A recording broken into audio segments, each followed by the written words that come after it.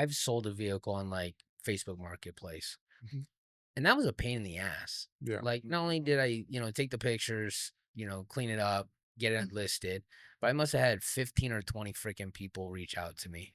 A million and 10 questions. Everybody wants to come look at it and test drive. Most of the people that showed up didn't even have cash to pay for it. Or if they did, it was like a really stupid lowball offer. Um, I can definitely see why a seller would prefer to just drop it off at a public auction. Oh, yeah. Get me as much as you can get for it. I'll take the highest offer you get, and be done with it, right? Because like, what else does a seller have to do to sell a car at a public auction They just have to be the legal owner and have a heartbeat. and just drop it off with the keys, right? And I mean, they need to be alive long enough to sign the consignment for them. And it's even easier to buy. Yeah. Yeah. So the seller does. Unfortunately. So the seller doesn't do anything. Just drops off the car. You like the It's got to be free of liens. It's got to be, Yeah. in their name. They own it. There's no strings attached. So when the new owner gets it, it's going to be a nice title for them, all that. Gotcha. And then you guys handle the pictures, handle Yep. the description, the inspection report. Well, we don't call it an inspection report anymore. We call it a check-in summary. So we want people to be so informed on the vehicles. We actually let them test drive. Mhm. Our insurance guy doesn't like that we let people test drive because it's so many cars and so many, people just going around. But we just do what's called a check-in summary, and it's just like, hey, what did we notice? Was it smoking? Does it smell weird? Basic things that you would pick up really, really Major quick. engine noises. Is it shifting okay? Does the AC blow cold? Does the radio work? Just major things. And then Yeah. you just notate that in the report. And then So you make that available to buyers who are interested in looking at the cars. yes, it's not gospel. So it's a guide that you're supposed to use when you come down and actually preview yourself. Gotcha.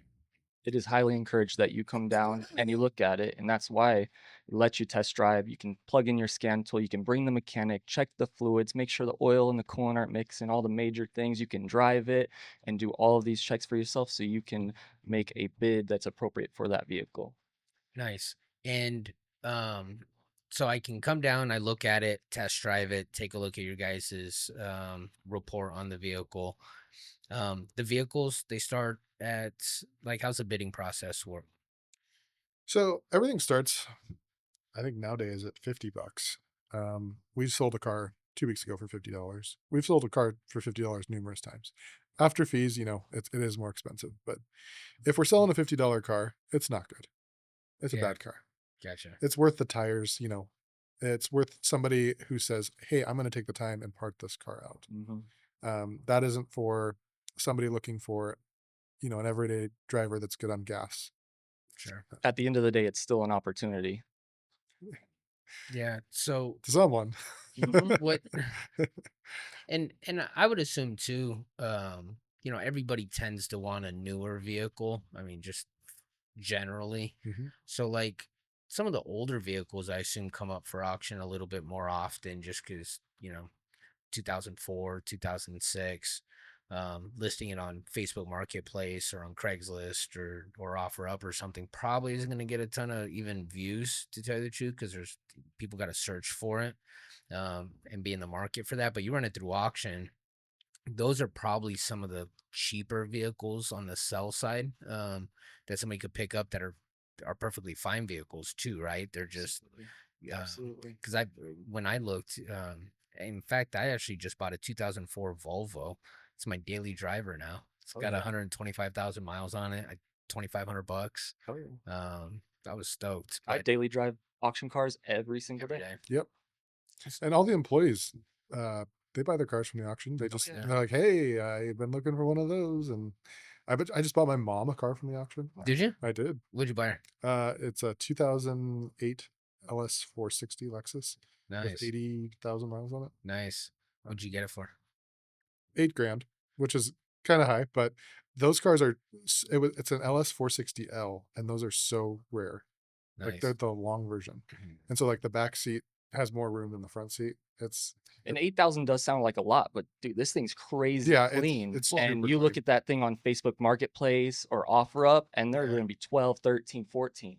And how many miles do they have on it? 80. Oh man, so you can't beat that for that. No, and it was garage kept, Sun City Mobile. So give me an idea of that car, right? So Mhm. you bought the car at auction. Like, what do you what do you think the story is on it, or like how did it end up at a public auction for then you to bid on and buy?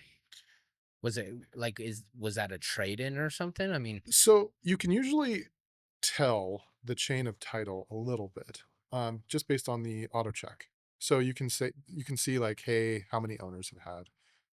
Has it been through all the auctions? You can kind of gauge that. Was it registered in Sun City? Or was sure. it registered, back east where there's a ton of rust? That's that information is there to inform whoever wants to buy it. The thing is, most people need to understand that they need to read that stuff. So it just empowers them more when they're aware of where the vehicle came from. Good point.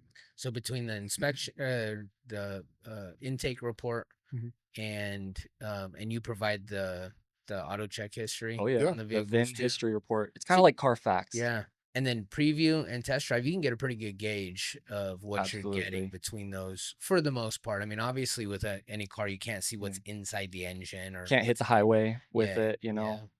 But for the most part, you can get a pretty good gauge of like probably what the story is. Now, you guys don't typically know the history of the cars. I mean, cars come from a whole bunch of different vendors, clients, Well, there's a lot of like you said, personal people. bankruptcies. Personal people will drop off their own personal cars. They're like you said, it's kind of difficult dealing with people on Facebook or OfferUp, and they just drop them off, and it's just their personal vehicle. So sometimes they will tell you. Sometimes you look in the glove box and you can see their history or their receipts, and if you just go out and inspect, you can find out a lot more about the vehicle.